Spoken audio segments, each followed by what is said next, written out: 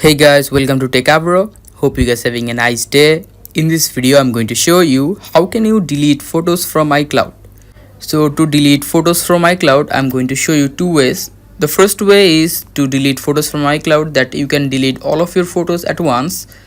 So for that, you need to go to Settings app. Now in the top here you can see your Apple ID. Click on your Apple ID.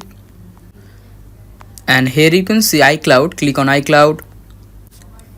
And after clicking on iCloud, here you can see manage account storage. Click on it. And after clicking it, click on iCloud photos, the second option. Now all you need to do is just click on turn off and delete from iCloud, this option. If you click on it, all of your photos and videos will be deleted from iCloud. Now the second way is you need to just go to your Photos app. And after going to your photos, you need to just select the photo that you want to delete, and after that click the bottom right this delete option and click on delete photo, and by this you can just delete photos from iCloud. So guys, that's how you can do it. Hope you find this video helpful.